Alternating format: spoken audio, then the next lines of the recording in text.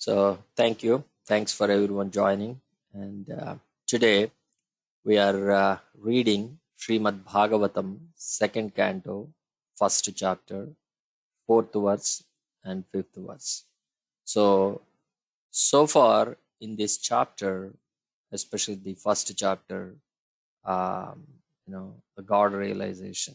So, in this chapter, we are we come across or we discussed that Sukadev Goswami starts speaking. So far in the first canto, mostly Parikshit Maharaj has spoken, especially the last chapter, and he asked a question. What did he ask? He asked, what is the duty of a person who is about to die? In fact, this is a very valid question because that is the situation we are in. We are in a situation that death can come anytime. Anytime, we don't know.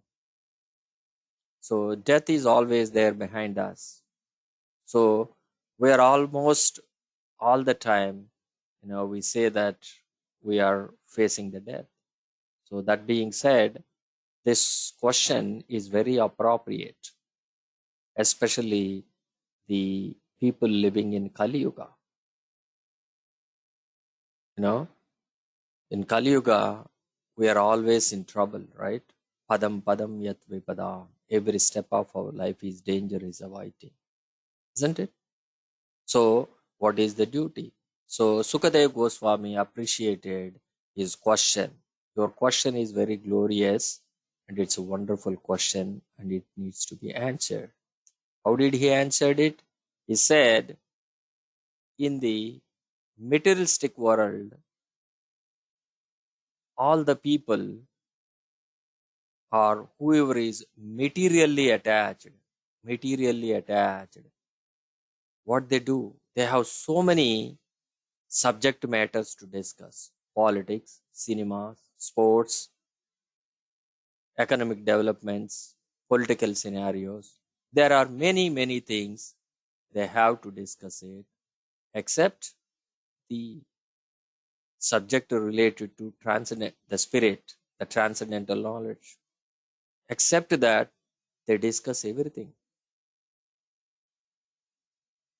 And also, he mentioned something about how we spent our time. So he gave a common thing saying that during the night time, we spent our time either sleeping or indulging sex. Or in the daytime, either we go for money earning or taking care of our family. So we do either taking care of the family or we making money during the daytime. So this is how we spent it. So it is completely wasting our time. So the most essential for our life, especially those who are born as humans, we must know what is Athato Brahma Jignasa. Brahma Jignasa, to know about the spirit.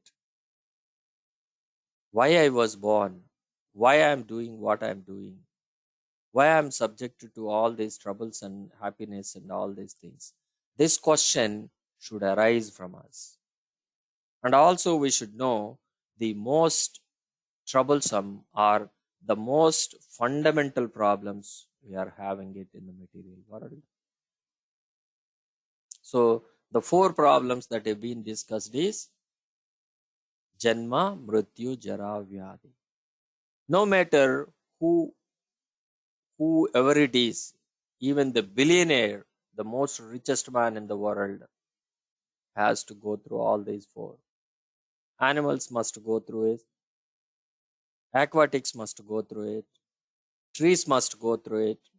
Every single living entity that was born in the material plane must go through these four troubles: Janma, Mrityu, Jara, Vyadi. These are the four problems. So we must find a solution for these four problems. But instead of finding solution for these four problems, we keep on trying to alter things, change things here and there, and considering that is a material progress. We are trying to conquer the death by finding a scientific so-called medical solution. The doctors are claiming, saying that we extended a lifespan. Earlier, people used to die by 60 years or 70 years. Now, we made medicines such that they will be healthy. But if we really look at the statistics, are we really healthy? They're not healthy at all. We're not healthy at all. I think today morning I'm just listening. One of the ads suddenly popped up. It said that in America, especially, every for every three persons, one person is materially retarded. How troublesome to hear it. Every three persons, one person is mentally disturbed. Mentally disturbed. How dangerous that statement is.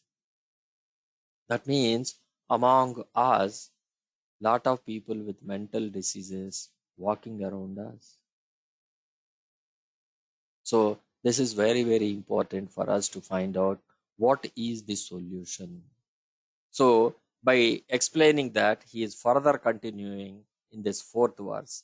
Let us recite this fourth verse and see what Sukadeva Goswami is speaking about the fourth verse. Deha Dehapyakalatradeshu.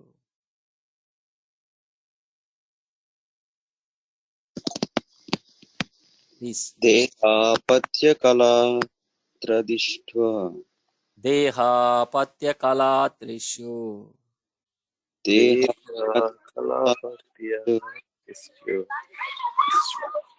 Atmasainyasva satsvapi. आत्मसैन्येष्व तप्ससि Tesham pramatto nidhanam. तेषां प्रमत्तो निधनं Pasyannapi na pasyati. पश्यान्नपि पश्यति Dehapatyakaladrishu. Dehapatyakalatradishu. देहापत्यकलादिषु Atmasainyasva satsvapi. आत्मसैन्येष्व अस्वपि Tesham pramatto nidanam. येषां तेषां प्रमत्तो प्रमत्तो निधनं निधनम् Pasyannapi na pasyati. पश्यन्नपि पश्यन् पश्यति Dehapatyakalatradishu. देहापत्यकलत्रादिषु Atmasainyasva satsvapi. आत्मसैन्येष्वतस्वपि Tesham pramatto nidanam. तेषां प्रमत्तो निधनम् Pasyannapi na pasyati. पश्यन्नपि पश्यति Yes, you can recite. Hundred प्रभुजी देहापत्यकलत्रादिषु आत्मासैन्यश्व सत्स्वपि तेषां प्रमत्तो निधनम् पश्यन्नपि न पश्यति thank you Prabhuji Thank you. Two more people can recite this. I'll try Prabhuji. देहापत्यकलात्रादिषु आत्मा सैन्यवशी असतस्वपि तेषां प्रमतो निधनं पश्यान्नपि न पश्यति. Thank you, Prabhuji. Thank you, Prabhu. One more. Anyone would like to? Okay. Sandeep, will you able to read the translation and purport? I don't see the screen, Okay. Prabhuji. I'm on audio. No problem then. Okay. No problem. Okay. One of you can, Krishna Prabhu, you wanted to try? Yes, Prabhu, sure. Translation and purport by His Divine Grace, A.C. Bhaktivedanta Prabhupada Ki Jai. Translation. Persons devoid of Atma Tattva do not inquire into the problems of life. Being too attached to the fallible soldiers like the body, children, and wife, although sufficiently experienced, they still do not see their inevitable destruction. Purport. This material world is called the world of death. Every living being, beginning from Brahma, whose duration of life is some thousands of millions of years, down to the germs who live for a few seconds only, is struggling for existence. Therefore, this life is a sort of fight with the material nature, which imposes death upon all. In the human form of life, a living being is competent enough to come to an understanding of this great struggle for existence. But being too attached to family members, society, country, etc., he wants to win over the invincible material nature by the aid of bodily strength, children, wife, relatives, etc. Although he is sufficiently experienced in the matter by dint of past experience and previous examples of his deceased procedures, he does not see that the so-called fighting soldiers, like the children, relatives, society members, and countrymen, are all fallible in the great struggle. In the great struggle, one should examine the fact that this father or his father's father has already died, and that he himself is therefore also fit to die. And similarly, his children, who are the would-be fathers of their children, will also die in due course. No one will survive in this struggle with material nature. The history of human society definitely proves it. Yet the foolish people still suggest that in the future they will be able to live perpetually with the help of material science. With the help of material science, this poor fund of knowledge exhibited by human society is certainly misleading, and it is all due to ignoring the constitution of the living soul. This material world this material world exists only as a dream due to our attachment to it. Otherwise, the living soul is always different from the material nature. The great ocean of material nature is tossing with the waves of time, and the so-called living conditions are something like foaming bubbles which appear before us as bodily self, wife, children, society, countrymen, etc. Due to lack of knowledge of self, we become victimized by the force of ignorance and thus spoil the valuable energy of human life vain in a vain search after permanent living conditions, which are impossible in this material world. Our friends, relatives, our friends, relatives, and so-called wives and children are not only fallible, but also bewildered by the outward glamour of material existence. As such, they cannot save us. Still, we think that we are safe within the orbit of family, society, or country. The whole materialistic advancement of human civilization is like the decoration of a dead body. Everyone is a dead body flapping only for a few days, and yet all the energy of human life is being wasted in the decoration of this dead body. Sukadeva Goswami is pointing out the duty of the human being after showing the actual position of bewildered human activities. Persons who are devoid of knowledge of Atma Tattva are misguided, but those who are devotees of the Lord and have perfect realization of transcendental knowledge are not bewildered. Thank you. Thank you, Prabhu. So This one is a very wonderful, the verse and the purport actually. This is, even if we have a little, what you call, if we do some introspect, we can find this ourselves, isn't it? Right in front of our eyes, people are dying, is it not? Our grandparents, we are seeing them every single day. Healthy people are dying, but yet we feel that it never comes to me.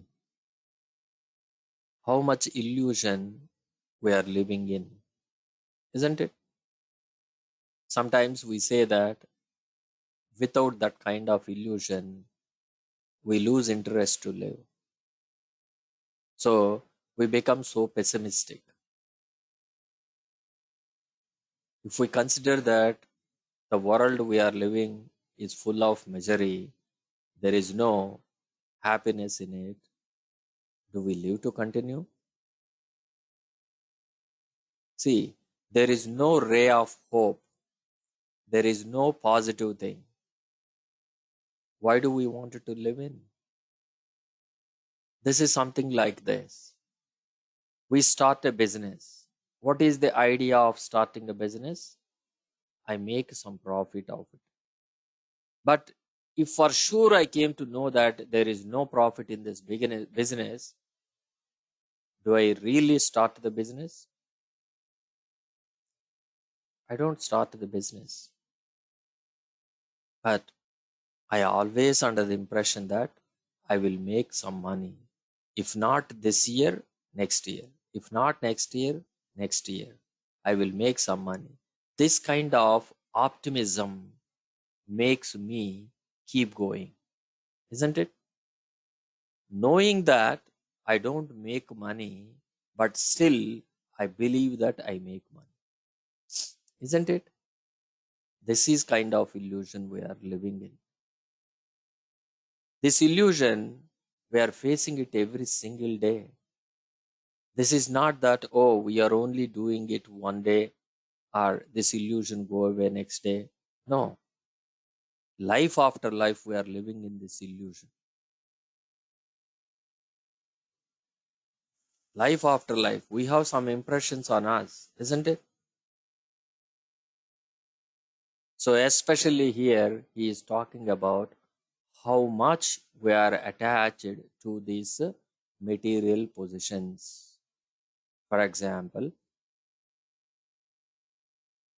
I'm a father, I'm a son, I'm a brother, I'm a grandson, all of it. I have so much attachment to my family. You know, as long as I live, I always seek some respect. I always proud of that I have a very good family who can support me, isn't it? Especially when it comes to our family matters, what do? We always depend on our family. No matter what happens, my family comes for rescue me, isn't it? This is our notion. Our notion is saying that my family comes to rescue of me if I'm in trouble.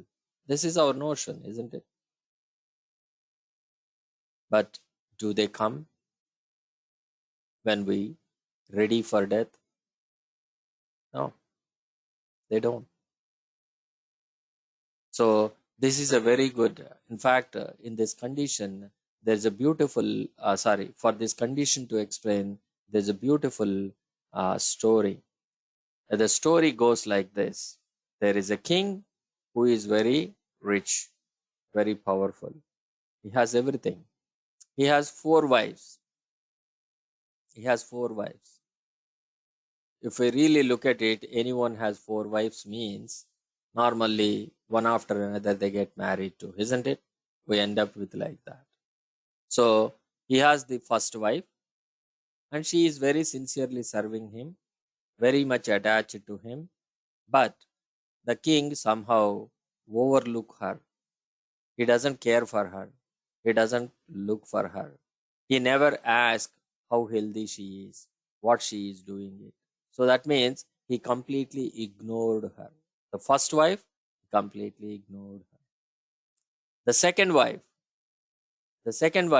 he is very much interested. He listens to the second wife. And he takes his wife everywhere. Wherever he goes, he takes his wife. And he has also a third wife. He also has a third wife. He also listens to the third wife, taking care of it, ask what is she doing, and listens to her, keeping her healthy, wherever it is, kind of, he is making her happy too.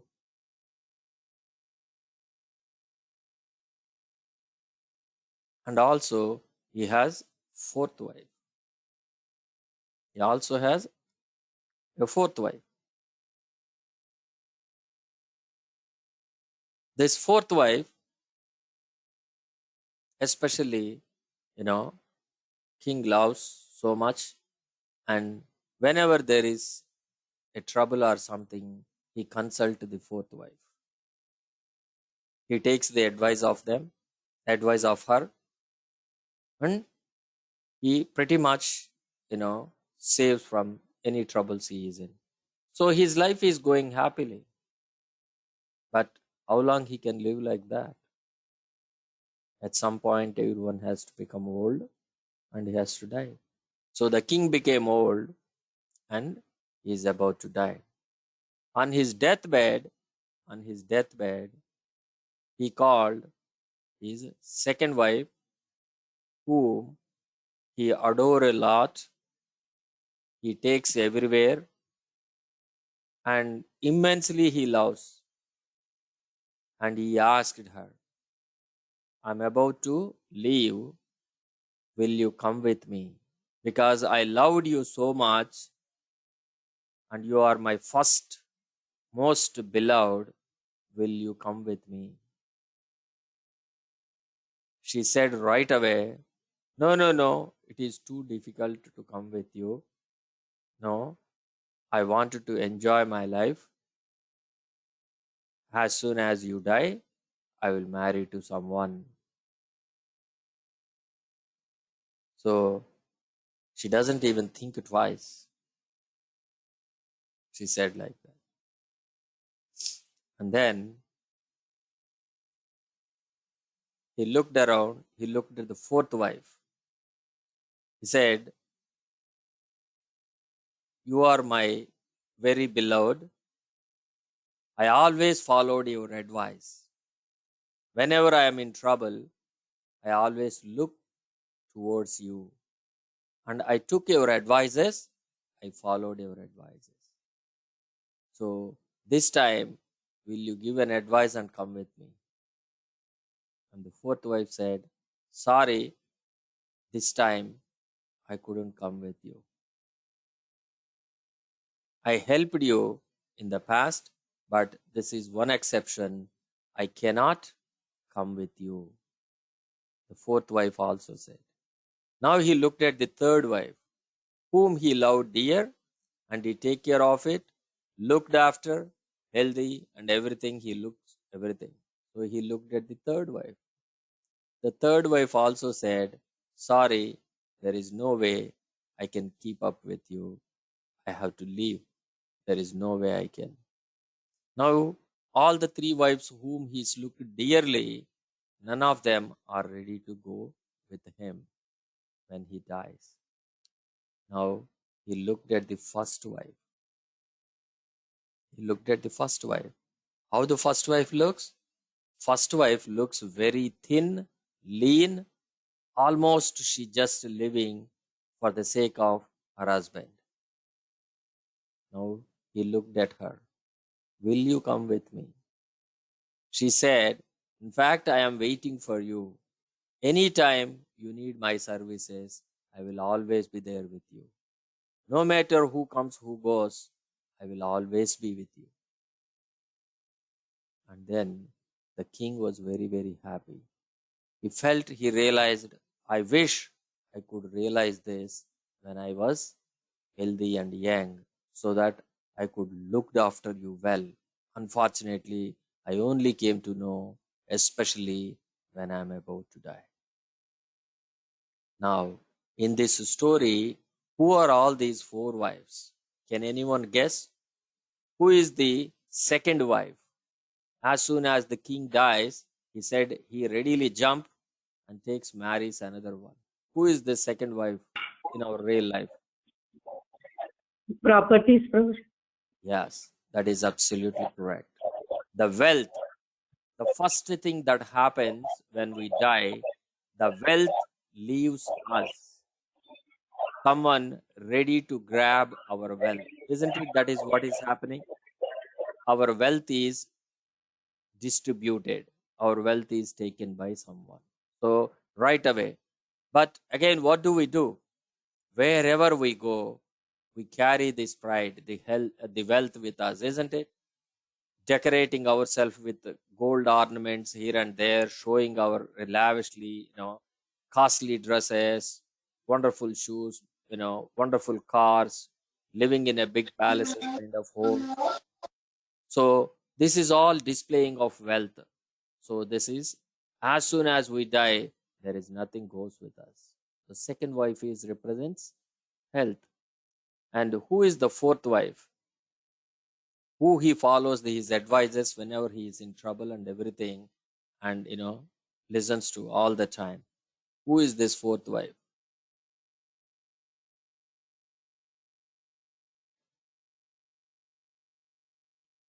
Who is the fourth wife? Who gives advices for kind of? Relatives, Prabhuji. Yes, friends, relatives, or well-wishers. Let me put it that way. Well-wishers. What do? We take the advice of a well-wisher, a good friend, or someone, a good relative. They always help us, isn't it? When we are in trouble, they jump in. They solve all our problems, whether it is it is a money problem, or anything. They are always there behind. But when we are about to die, none of their advices will help us. None of them are going to come with us. So their advice is no good for a person who is about to die. So all the well-wishers is no good. They are not going to walk with us to the death. Now, the third wife, who he look after, he fed well and everything, and is looking after. Who is this third wife? I lost my wealth, I lost my followers, and next, what is it to lose? Body, Prabhuji. Yes, our health. Our health. What is the thing when we fall in? What will happen? We lose our health. So the health is the one we look after more dearly. We fed daily 3 times, protein food, this and that, exercises, looks nice and beautiful, building muscles. We do everything to look good, look after, wonderfully shaped our body. But what happens? It also leaves. When ready to die, it also leaves. And all the three wives, second, third, and fourth wives, are anytime they are ready to leave us, but I look after them so dearly. And the first wife, who always stays with us constantly, but completely neglected from the beginning. Who is this first wife? Paramatma. This is the self, soul. We neglected the soul, or Paramatma. In fact, truly it is Paramatma. So the Paramatma, who is always with us, whether we are good, whether we are bad, whether we are an ant, whether we are a human being, whether I am a Brahma, whether I am a monkey. In any ways, any condition, anywhere, always, He is with us. This is one who is always with us. Paramatma, super soul. Super soul, Paramatma, is the one whom we are neglecting, whom we are neglecting. That is why I think Kathopanishad very nicely says, what is it says? Anoraniyan mahato mahiyan atmasya jantor nihita guhaya. What is its meaning? It is saying that anayor aniyan. That means the smallest of small. What is the smallest of small? This is the soul. Mahato mahiyan, the biggest of big. That is Paramatma. Isn't it? The Paramatma is sitting in everywhere, spread the entire universe. He is there in everyone, so he is the biggest of biggest. So they both are sitting where? Atmasya Jantor. They both living in a body. Where? In the body where? Nihito Guhaya. So inside in a cave. What is this cave? In our heart. In our heart. Heart is represents like a cave. That is where they both are living. They both are living constantly side by side. That is why our constant companion is Paramatma. Not wife, not children, not money, not health. None. None of this is available with us. The only friend to the humanity, to the living entity is the Lord. Suhrudam sarva bhutanam. Suhrudam sarva bhutanam. So he is the well-wisher of all the living entities. So he is the friend. So we must look after him, or we must constantly follow him. Satatam kirtayanto. The Lord himself is telling, Satatam, all the time, kirtayanto, glorify me. Lord is saying it. So what are we doing? We are completely ignoring him. The one who always follows us, him we are neglecting, and the things that we are losing all the time, every time, and we are very, very much attached to it. That is what he is telling it. So we are hoping for a false hope. We are hoping where there is no hope, isn't it? We are hoping there is no hope. So we have to look around, turn around, and see where we can get. Now let us read the next verse and see what he is concluding. This is a wonderful verse. Let us read this verse.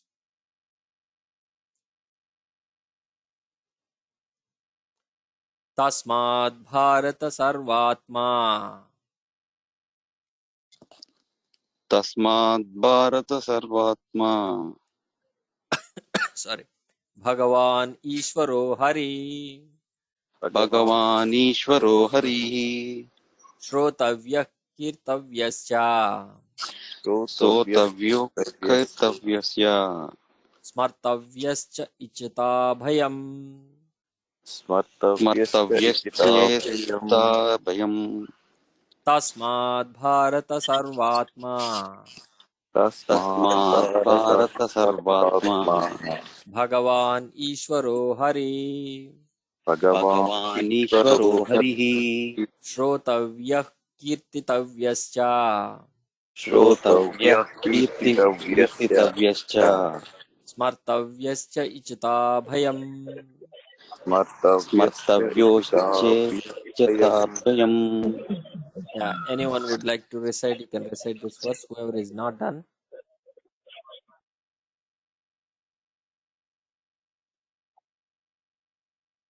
Nobody wants to recite? I will. Can I try, Prabhu? Yes, Mataji, please. Thank you, Prabhu. Tasmat Bharata Sarvatma Bhagavan Ishvaro Harihi Shrotavyah Kirtitavyascha Smartavyasche Chatabhayam. Thank you. Thank you, Mataji. Anyone who would like to try? I'll read, Prabhuji. Yes, Mataji. तस्माद् भारत सर्वात्मा भगवान् ईश्वरो हरिः श्रोतव्यः कीर्तितव्यश्च स्मर्तव्यश्चेत् स्मर्तव्यश्चेत चेताभयम्. Thank you, Prabhuji. Thank you, Mataji. Would you like to read the translation and purport, Mataji? Yes, Prabhuji.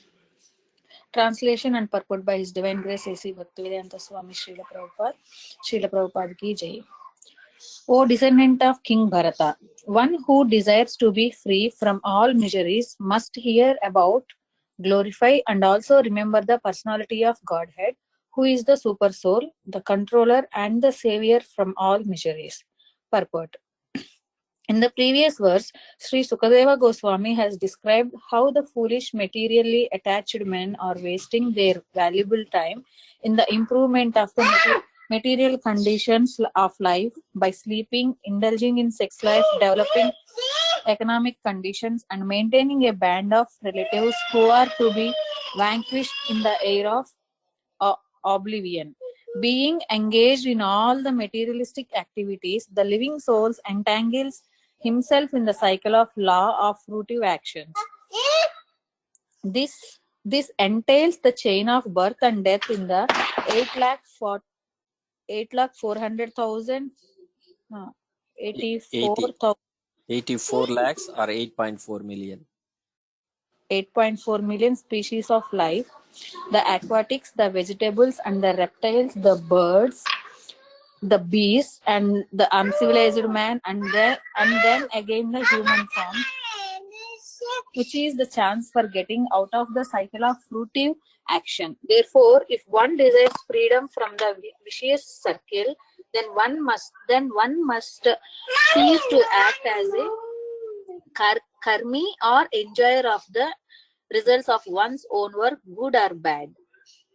One should not do anything, either good or bad, on his own account, but must execute everything on behalf of the Supreme Lord, the ultimate proprietor of everything that be. This process of doing work is recommended in the Bhagavad Gita 9.27. Also, where instruction is given for working on Lord's account. Therefore, one should first all hear about the Lord. When one has perfectly and scrutinizingly heard, one must glorify his acts and deeds, and thus it will become possible to remember constantly the transcendental nature of the Lord. Hearing about and glorifying the Lord are identical with the transcendental nature of the Lord, and by so doing, one will always be in the association of the Lord. This brings freedom from all sorts of fear. The Lord is the super soul, Paramatma, present in the hearts of all living beings, and thus by the above hearing and glorifying process, the Lord invites the association of all in his creation.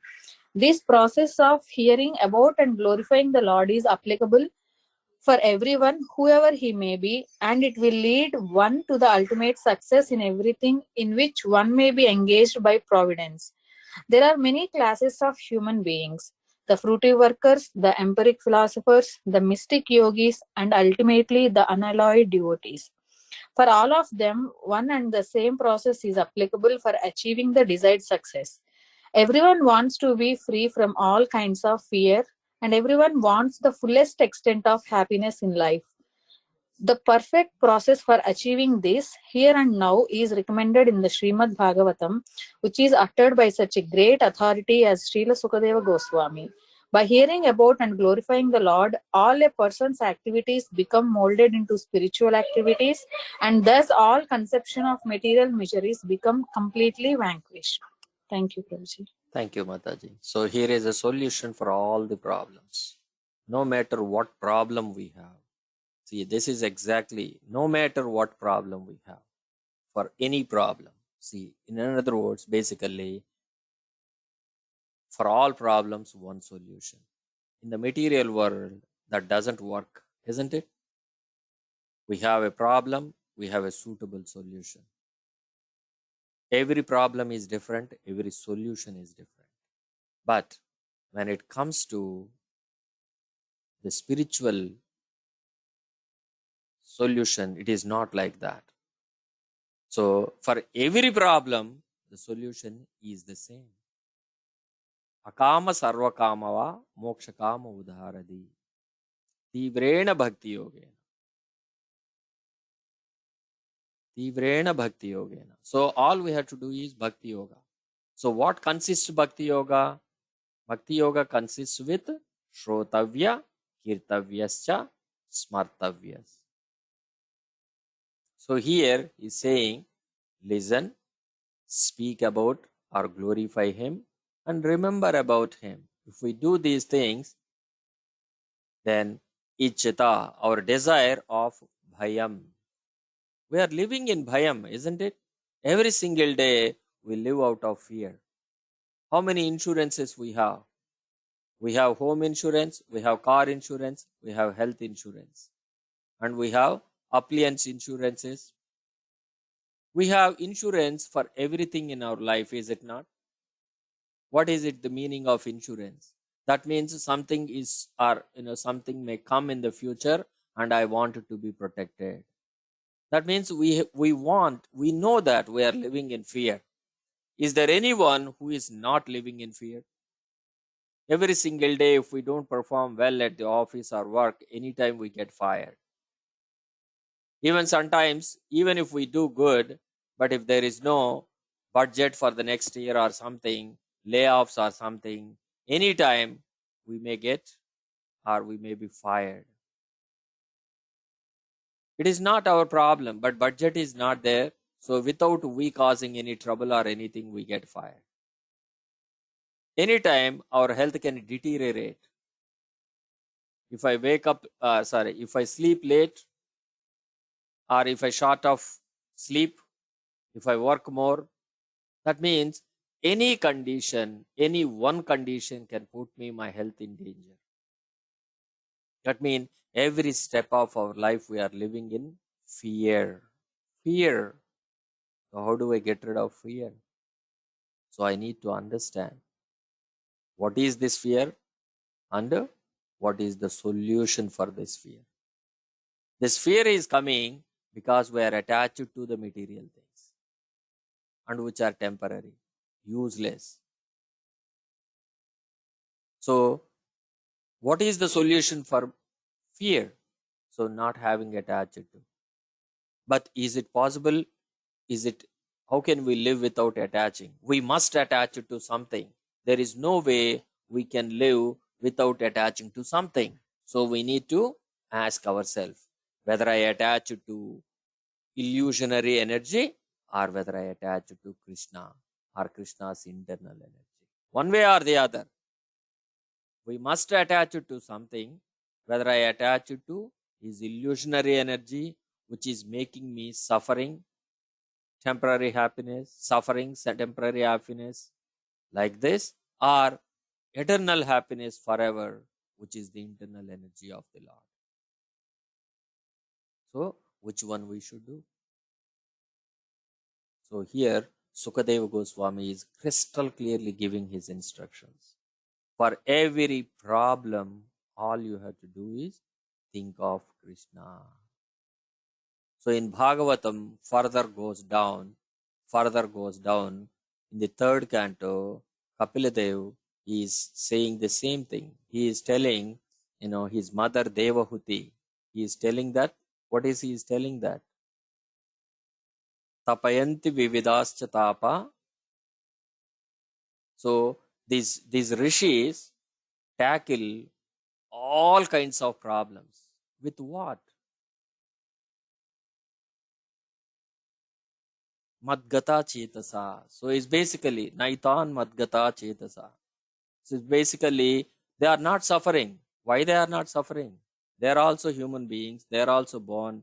They also have health. All these things they do have. Then why still they are not suffering? Because their mind is completely filled with Krishna. So their mind is completely filled with Krishna, then there is no fear of death. There is no fear of unhealthiness. There is no fear of becoming poor because their mind is filled with Krishna. So mind is the one that is making us fear. Mind is the one that is making us sad. Mind is the one that is making us happy. Nothing else.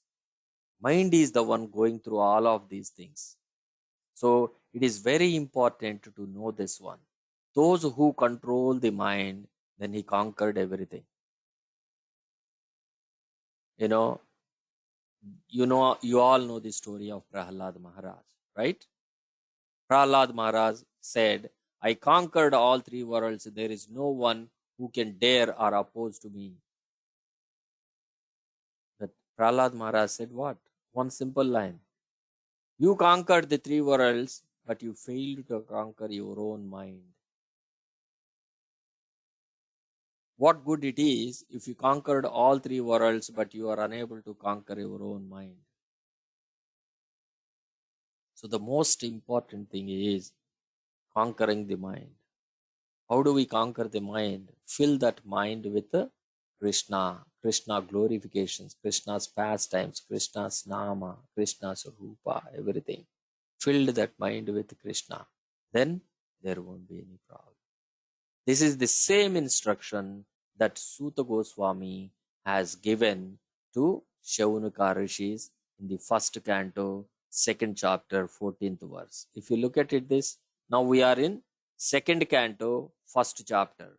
But in the first canto, second chapter, exactly the same thing is Suta Goswami has given to Rishis. What he said, therefore, with one pointed attention, one should constantly hear, glorify, remember, and worship the personality of Godhead, who is the protector of the devotees. This is exactly the same as this one. What he is saying that must hear, glorify, and remember, isn't it? What does it mean? Krishna telling the same thing to Uddhava, Krishna telling the same thing to Arjuna, right? In Bhagavad Gita, Krishna told Arjuna, what did he said? Satatam kirtayanto mam namantascha. What is that? I forgot that verse. It's ninth chapter, 14th verse. Satatam kirtayanto mam namantascha mam bhaktya nityayukta. Oh, sorry. What is that? Yeah, I forgot this. He says that, constantly glorify about me, worship about me, pay obeisances to me.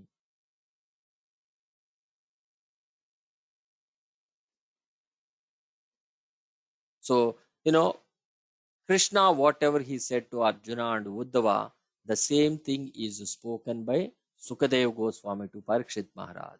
The same thing heard by Suta Goswami and spoken to Rishis. Now look at it. Nothing has been altered. That means if we hear from Suta Goswami, this is the same instruction that we are hearing from Krishna. Krishna, whatever he said to Arjuna and Uddhava, the same thing that Sukadeva Goswami spoken to Parikshit Maharaj. Suta Goswami heard and given to Rishis. And the same thing, we are hearing it without altering. Without altering. This is what is called hearing from Krishna. Even though we are not hearing from Krishna, but this is as good as hearing from Krishna. Because the devotees are the representatives of the Krishna, and if we hear it from them, this is the same as good as hearing it from Krishna. Acharyam mam vijhaniyan. So Krishna is telling that, know that the Acharya, the Guru, is the same as me. Same as me. So when he says the same thing, then we are hearing it from them, then we are hearing it from Krishna. So Krishna's instruction is this one.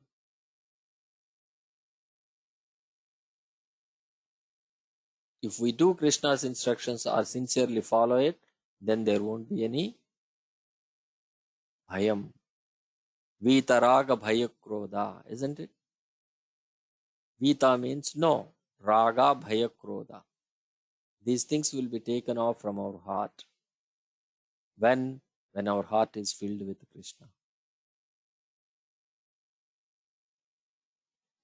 So this is why Bhagavatam is saying that Yasyam vai shruyamanaya. Somehow we have to listen. Shruyamanayam. We have to listen. When we listen, what will happen?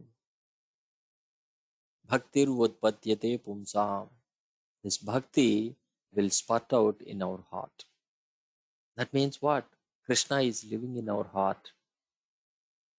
And once we have that, then soka, moha, bhaya, upaha.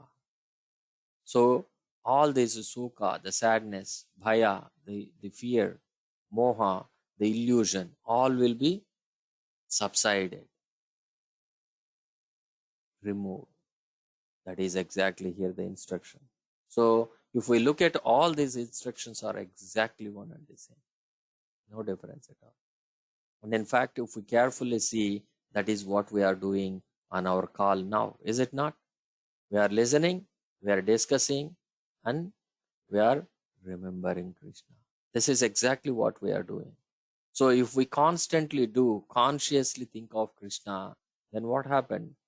One day we may achieve a stage where we don't fear of anything at all. We don't fear of anything at all.